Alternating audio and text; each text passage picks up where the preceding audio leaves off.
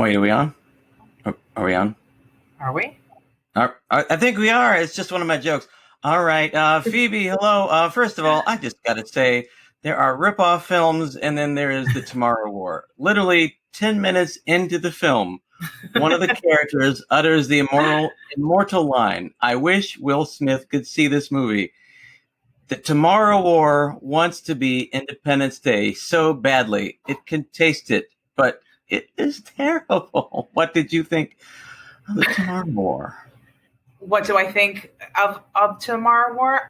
I wonder how many people could have had businesses restored with the budget that this film spent to be made. I thought about houses that could have been built. It was a piece of dreck. The Tomorrow War, the today waste of money. Today waste of money. It ruins tomorrow. They started a war. They did. They started a war with who? Aliens, apparently. Yeah, apparently. Oh, I thought we were talking about real life again. They started a war with humanity and good taste, I feel like. And Chris Pratt went to war with himself and his movie career. We'll get to that later. And that's our intro.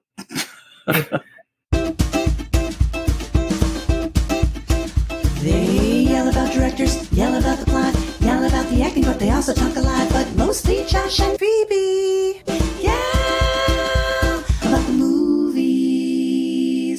Welcome back, everybody. Welcome back. We are still without Cassie and have to change the title of this show. So I was thinking about Let's Yell About Movies.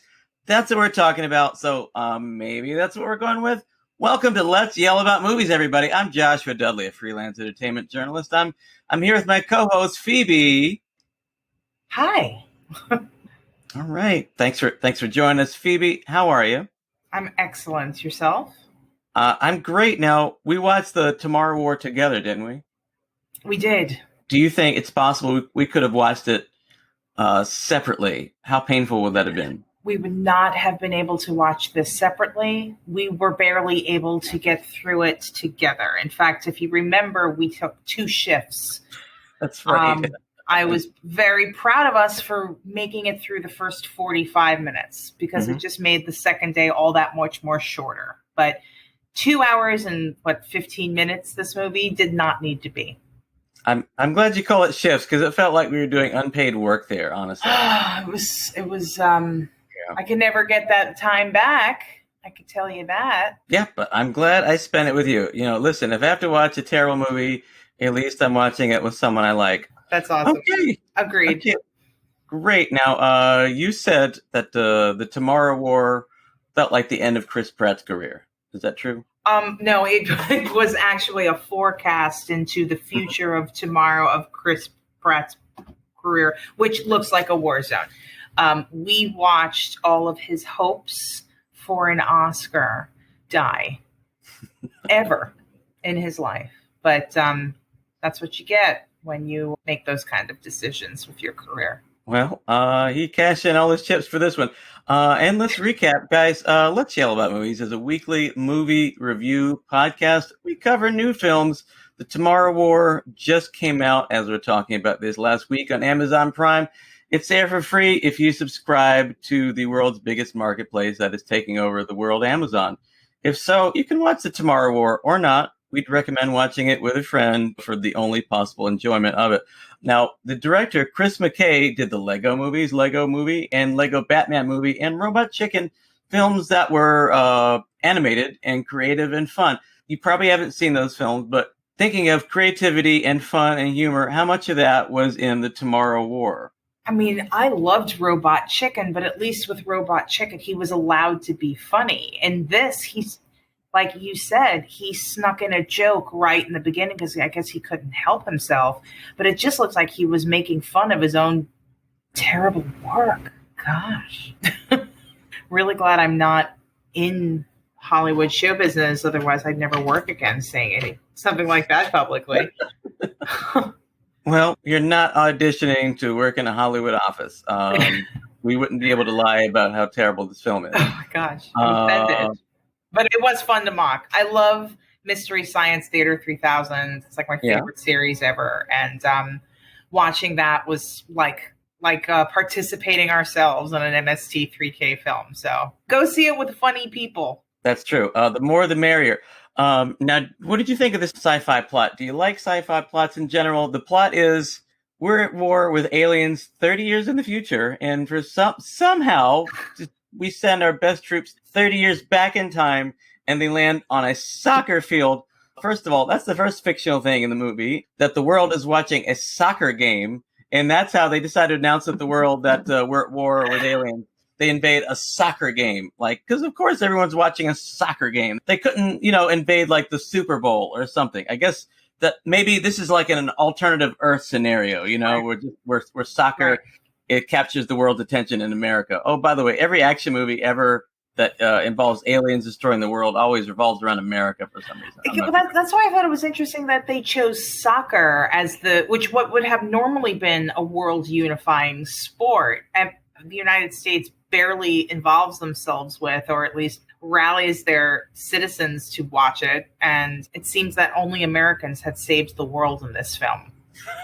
Right? I didn't hear an accent apart from the aliens screeching. No, they weren't. Although it was nice how they had a very diverse supporting cast, I guess. Although let's be fair, all of the main stars are white in this film, very white. Chris Pratt, J.K. Simmons, Chris Pratt's whole family, obviously. Oh yeah, I've never seen a film more diverse and yet also more, what's the word? Dividing. I mean, the heroes and the heroines, it was the white people's story, but they let all of the people of color sort of like say the wisest things. Yeah, they had two black guys in the film. One was Darian. He's this real tough guy who's been on several missions to the future to defend against these completely alien ripoff creatures. First of all, they look like the aliens from the movie Aliens, except they have tentacles, so they're like doubly scary, you guys. Okay. So he went on 5 missions, and he has these anyway, he's really tough, and when he dies at the end of the film, he blows himself up and he says, "I'm going to do this my way." Kind of like Stallone would. Stallone would say, "I'm going to go out my way." He did it. And there was also Sam Richardson, a very funny character actor from the show Detroiters. He was funny, but they didn't give him a lot to work with. A lot of the scenes it felt like he was doing like an improv, and then the camera work just sort of cut him off. Do you remember that? I'm trying to replace the actor that you're talking about. See, he was in it so little you don't even remember. Okay, the very last fight scene where Chris Pratt and J.K. Simmons are fighting the Queen alien, and they fall down on the ground like in exhaustion on the snow. Yes. Sam Richardson jumps in there on the ground with him, and he's like, and he yes. Oh my gosh. And he says, let's just take a little break. Because he didn't do anything in the fight. That was their way of making a joke. Let's just take a little break, Yes. Okay. Well, I thought Sam Richardson was actually one of the best things in, best characters in the movie. I think it's just him. He's such funny. Even when he's not saying something funny, I don't know how he does it. He's still funny. There's a anger or wildness in his eyes. I just think he was the most utterly watchable actor in this, as opposed to Chris Pratt, that was making me wince and my stomach turn the entire time. He was so bad. I mean, I really liked Chris Pratt before this. I thought that I liked chubby Chris Pratt. I liked fit Chris Pratt. Yeah. He was just too he was constantly pristine, way too puppy doggy, way too many moments with daddy and his daughter and his friends. I was just over him. He was terrible. Right. Oh, the daddy thing. Right. So the actual storyline was ridiculous in a fun sci-fi way, but they did nothing with it. And so it wanted to be Independence Day. Unfortunately, what we got is a daddy, you left me movie. So at the beginning of the film, he goes to see his dad, J.K. Simmons, and then he basically gives him some crap about how he left him. He was never there for him. And then when Chris Pratt gets transported to the future, this girl, who turns out to be his daughter, she's like, "Oh, guess what, Daddy? You left me." So the whole thing is, showing up your dad and showing him how tough you really are. I mean, do we really need that from this blockbuster action film about saving the world? No. No. No, we didn't. Why? No. And honestly, did we really need a blockbuster film watching the Earth get destroyed by aliens? Like, we kind of had a rough year. I wasn't sure that that's what our culture needed. Like, during the Great Depression, that's when Ginger Rogers and Fred Astaire would come out with these grand ballroom scenes. Like, is that what we want? Is that what we need? Do we need to see the world completely destroyed by what this movie was telling us were Chinese aliens? Oh, that's right. A little bit of very thinly disguised propaganda in this film. Of course, they wanted the world to come together and fight aliens. Okay, the white people of the world come in America specifically. Okay, but still, I mean, they brought the world together. I didn't know what the politics of this movie were, because they were like, it was clearly propaganda. It was clearly like you said during the movie, recruiting new soldiers. But then they had the character. Remember the one white guy that was out of shape, middle-aged, with the suit on, and to make him extra hateful, he had an American flag button, and he was all like, no, I hate your ideas. I can't handle this. Too much money. And he goes away. And it's like, so we were set up to think that this movie was incredibly diverse and like they're fighting conservative types, but actually this was the white guy's story. And anyway, I digress. And then Chris Pratt's wife, Betty Gilpin, only had a few scenes. Did you like her when she wasn't telling Chris Pratt that they should run away when he had that arm cast that said he was about to be teleported in the future, and then she knows that 70% of the soldiers come back dead? Do you mean his harmless wife? Right, his unthreatening wife. I don't know anything about her. I don't think they could find a more non-threatening actress. She's a good actress, and how did she do? She was fine. Worried. She did a good worried look. I don't know. Yeah, I mean, she did nothing. Collected $1 million or whatever, and had a nice coffee break. I'm so sure she got $1 million for this. No, I think everybody got paid $500. Mm-hmm. Now, speaking of politics, I had this idea when watching the film that it's like, I don't think anything can bring the world together anymore. So, like, I think if people from the future really did land in the middle of a soccer game, first of all, the right-wing media would say, oh, this happened during a liberal soccer game. They'd say, this is fake news. It didn't really happen.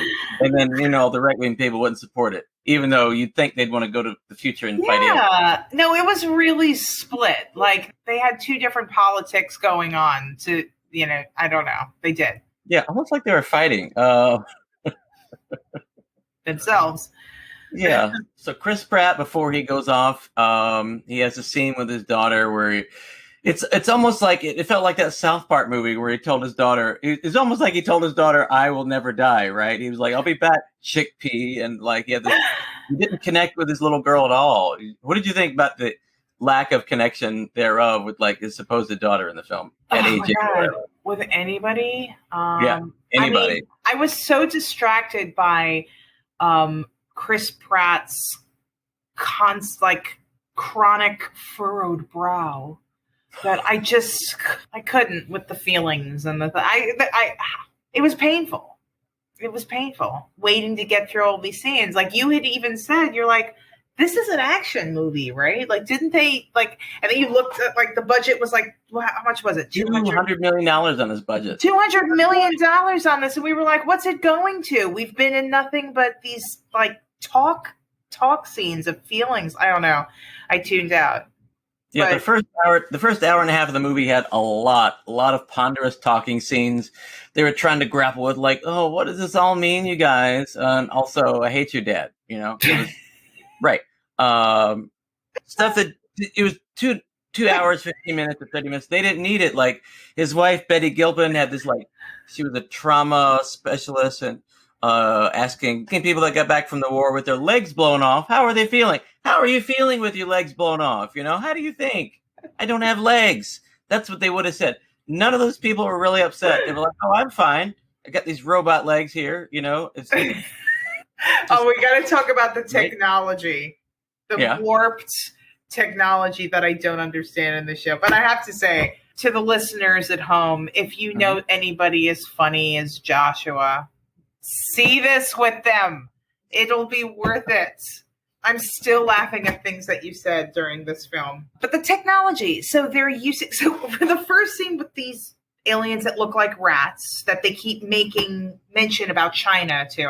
Do you remember any quotes? No, it was painful. Okay. There's some clear signals. They did have like some theory about how it was from a Chinese lab or something, right? Didn't they? Right.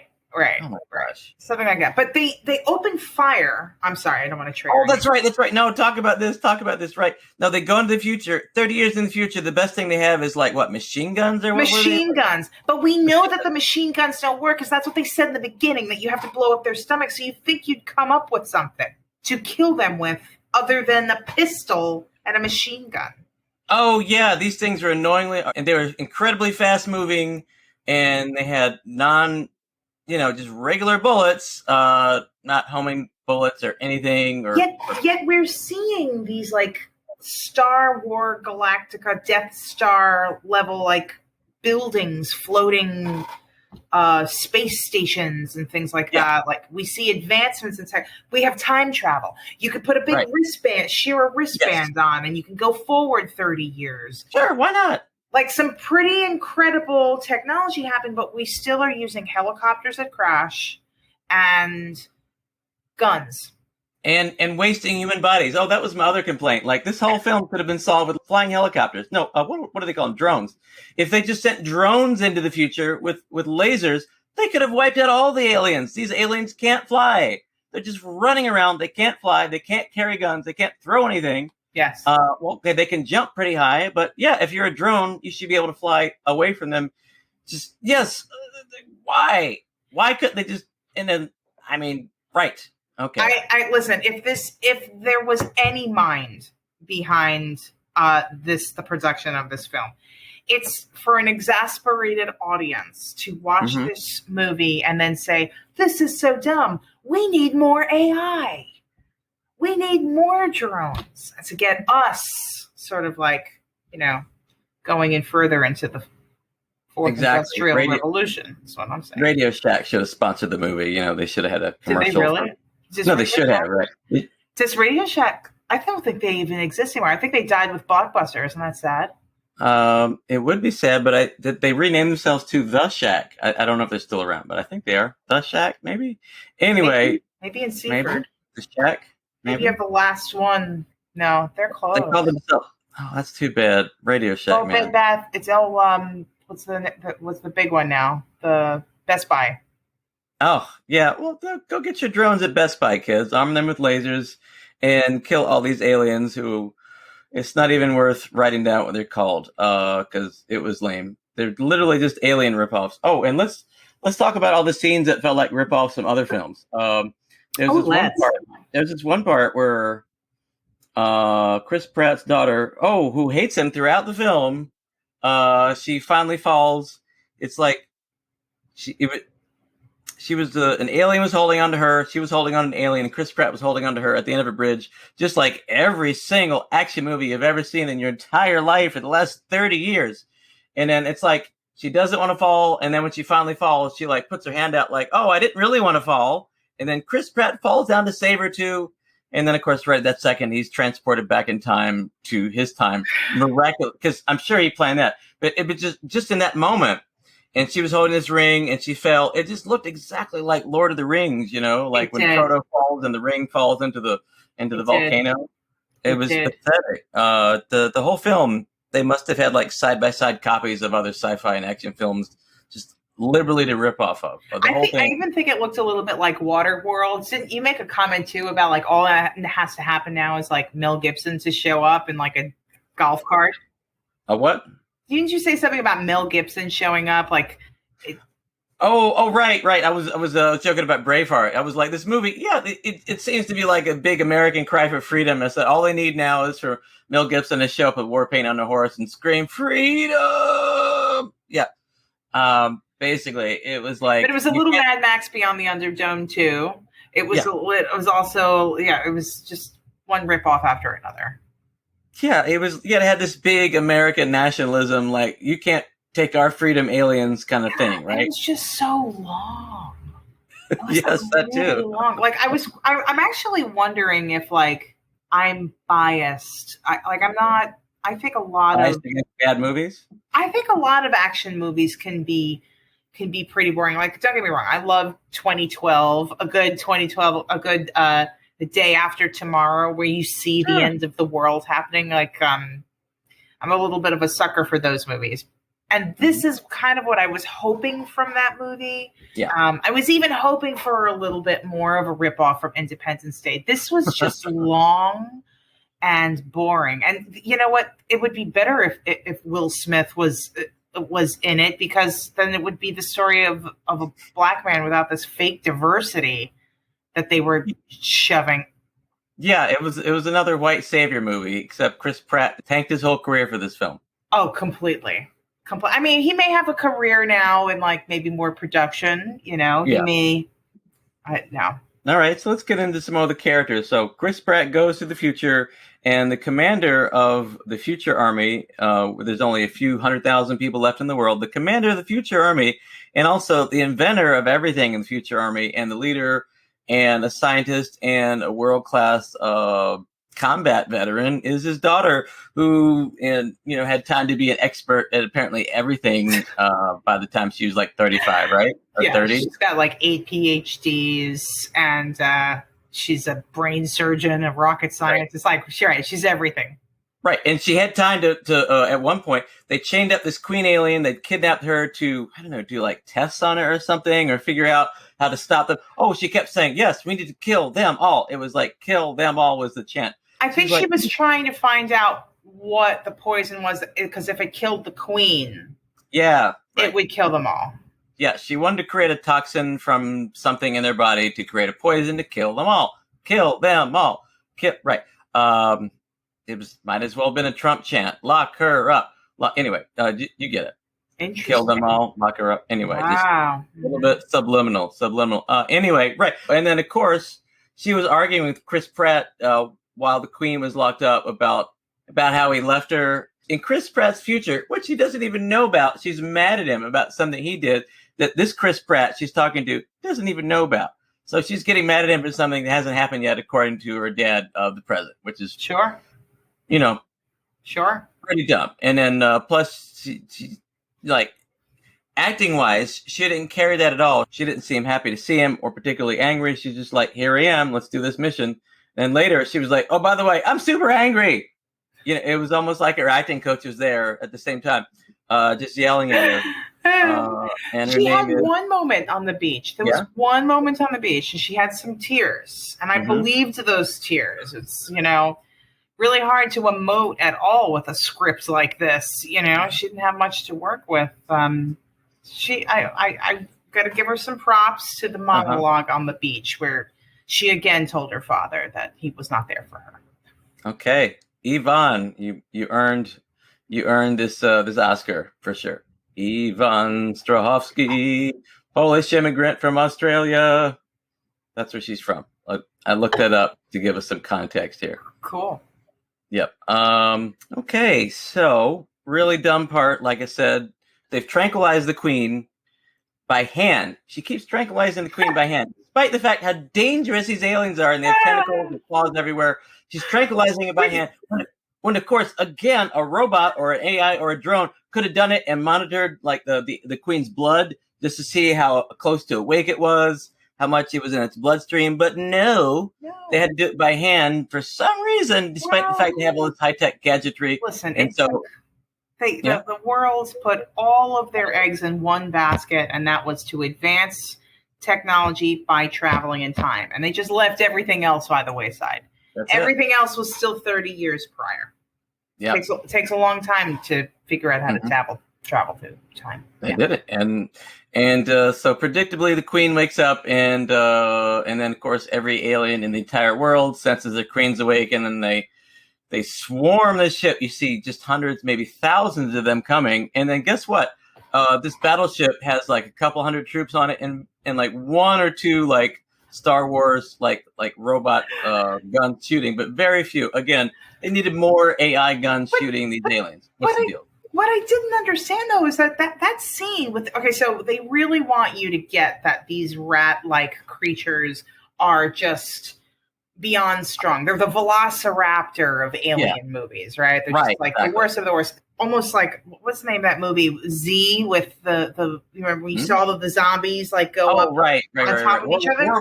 World War Z, yeah. World War Z, thank you. So like it was sort of that effect. You see these things like running up the sides of the ship, and so then they cut to the actors who need to step outside and look around with their guns, like, oh, they're here. We got to confront the 100,000 swarms of Pied Piper giant alien rats that are, and then they disappeared. Then they're like, pew, pew, pew, pew, pew, and that seems to be enough. Pew, pew, pew, pew, pew, pew, pew, pew, pew, pew, and then that seems to like keep them at bay. Seems to be it. Doesn't make any sense. That's okay. And then it led to the scene where Chris Pratt's daughter Murray sacrificed herself, I guess, handing off Chris Pratt the venom to go to the past to save the future.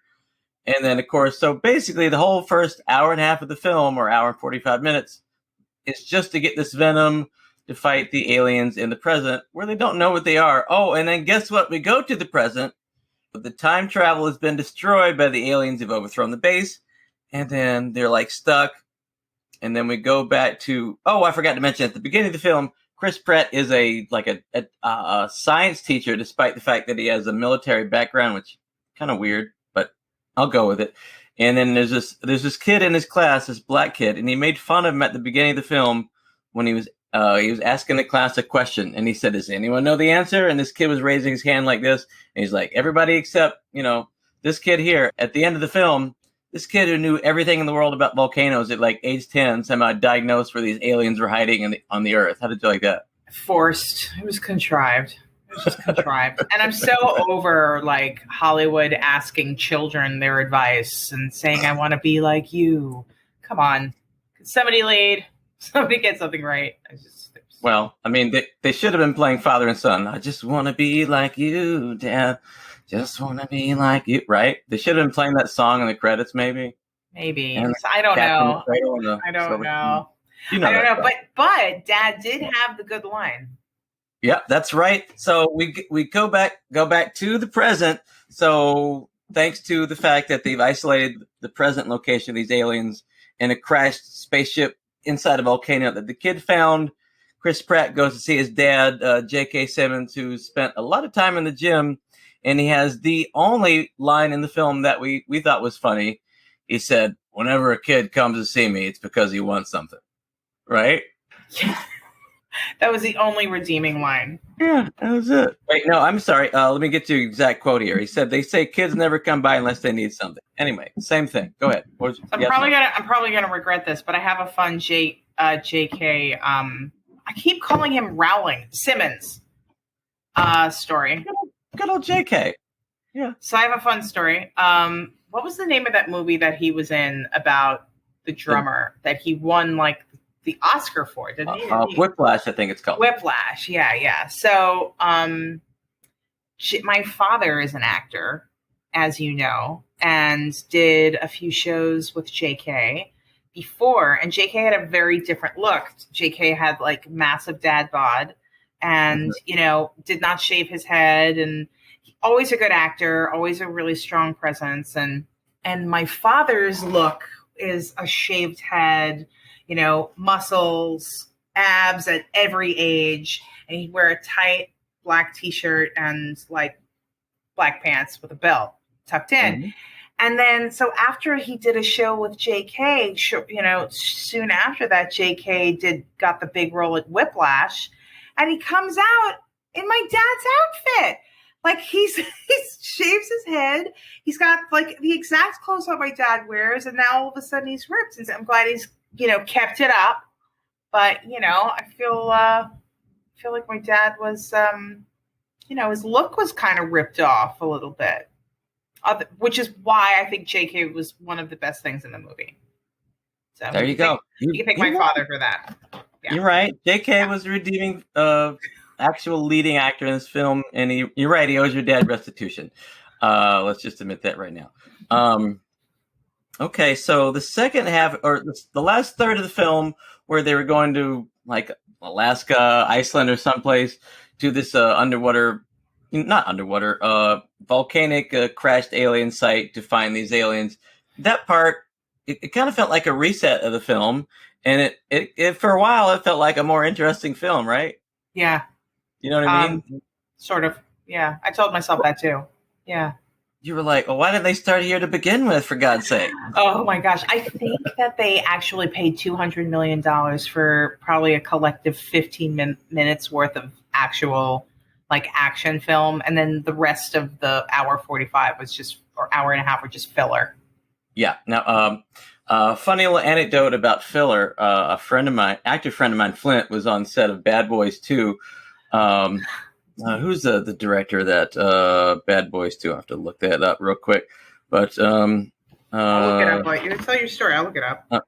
Okay. Anyway, so he's looking around at the actors, and he does his hand motion, which isn't going to make any sense for the actual podcast, but he's basically making fun of the difference between actors talking and explosions. He's like, explosions, yes. Actors talking, no.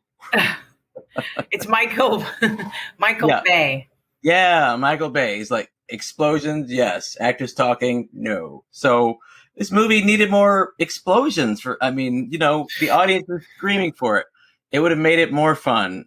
They had not enough explosions, not enough exploding alien guns. And I wonder what, I probably, it's probably very Hollywood, but what is the name of the director again? Chris McMade? Chris McKay. Sorry. Thank you. Chris McKay. I don't know what the future of his career holds. I think he should have stuck to Robot Chicken, but I guess Robot Chicken didn't pay the rent. Action movies is like where the money's at, but dang, he just like, I thought that the direction in this was like obviously bad. Like everybody, I think that actors that were otherwise good came across as overacting or not acting enough, or just, I just thought everybody was bad. Yeah, it feels like the thing is on these giant budget films where there's like eight producers, like there was 8 executive producers, 3 regular producers, and a director. It's like all those people are kind of the bosses, and so everybody has a different opinion.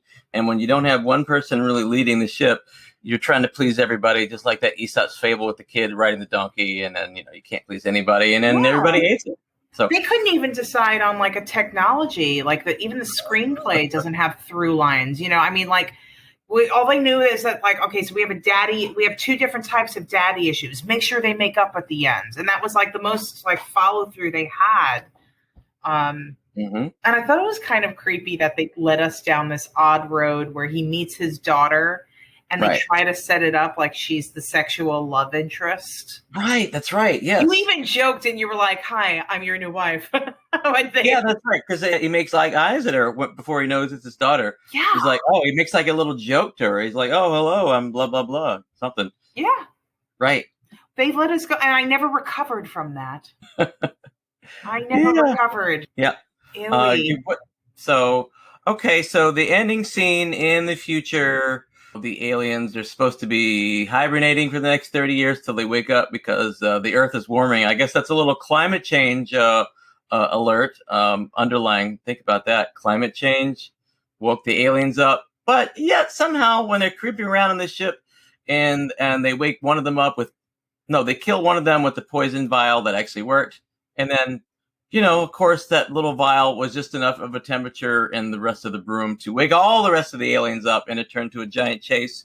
At which point, the other black guy in the film, a character named Darian, said, I'm going to end this my way, and then he blows up the whole ship and everybody in it, except for Sam Richardson, Chris Pratt, and, of course, and your dad, J.K. Simmons. Now, was that at least a fun ending fight with like the Queen between J.K. and Chris Pratt, who were sort of like dueling it together with was it fun? I mean, yeah, I guess it was fun. It was an okay ending fight. I think for people that purposely went to go see the Fast and the Furious 9, Part 9, I think that they would probably enjoy this film. But people like myself that are not running out to watch the Fast and Furious, even even with a podcast. No. Yeah, well, No, not fun. You're fun. Well, thanks. So they finally defeat this queen alien in a way too long fight. That, again, because of these bullets, just took absolutely forever to kill this thing. Oh, and then he even stabbed the alien with the venom in like the leg, and then the alien like ripped its own leg off, and then he had to stab it in the mouth. And you're like, why didn't he do that to begin with? And then the thing finally died. Right? Seriously. No, why not? But I do enjoy movies that are this bad. Like, I love The Room. That's a classic film to make fun of. Like I mentioned before, Mystery Science Theater 3000, Sharknado. I love Sharknado. Like, so this is pretty bad, but and it's a Christmas movie. They even tried to rip off Die Hard. We have no through line with this Christmas theme. It's just that you see Christmas decorations at the beginning, the ending of the film. There's no songs. So there's no songs. There's just trees everywhere. I think they wanted to mark the time. Yeah, I guess maybe there's a lot of underlying themes that have no connection to anything, and that was one of them. Okay, so, and then at the end, of course, like I said, Sam Richardson, and these two guys have just finally killed this alien. Oh, and another part that really annoyed me, like they did upend a cliche, like J.K. Simmons was trying to sacrifice his own life to kill the alien. He thought it was going to like attack him and knock himself off a cliff. And then Chris Pratt jumps and side saddle tackles this alien and like shoots it in the head, saves his dad, roll over, and they tussle with this alien, which of course could like rip any of their heads off at any second with its claws. Why are they like fighting it like close up combat? No, they were not like keeping to even the same type of metric system that we have. Like they would show in one scene how invincible they were, and then they were able to sideswipe him because he ran and jumped. Like it was just dumb, so bad. Chris Pratt. I mean, if he made a lot of money out of this, good for him. Otherwise, shame on him for this. If he had any real ambitions for this movie.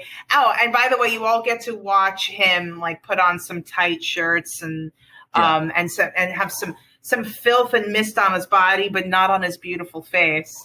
So you get to see Chris Pratt almost reach his fitness goals. But this is probably the most fit Chris Pratt will be. So get it while it's hot, girls and boys. If you're into that sort of thing. Okay, so the world is saved. It's a miraculous day at the ending of this terrible film. And so Chris Pratt's daughter is now 8 years old and doesn't hate him. And then he has this terrible, terrible, terrible ending line. I'm going to say it, and I thought we could have fun reciting it. Okay. He looks at his daughter hugging his dad, who he's now friends with, and he says, "In a future now, that will never happen. She changed me forever. My best future was always right there in front of me."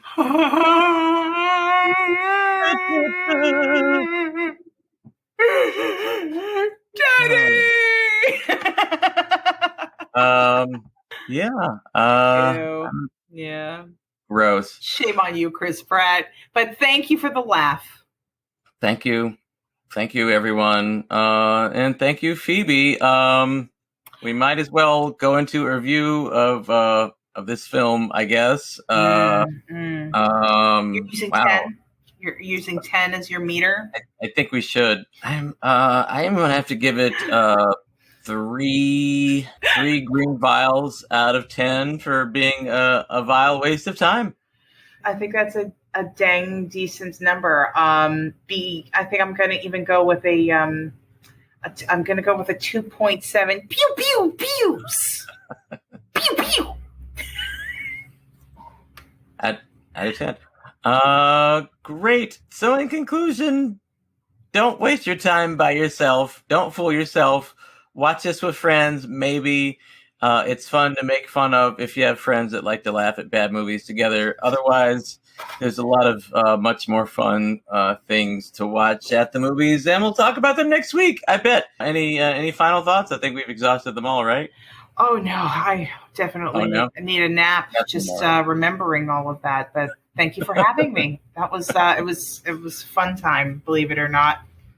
I'll never get it back, but it was good. All right. And thanks, you guys. We'll see you next week on the newly named Let's Yell About Movies. Bye. Bye. I told you they'd yell about directors, yell about the plot. They yelled about the acting, hope they let the guests talk, but mostly Josh and Phoebe.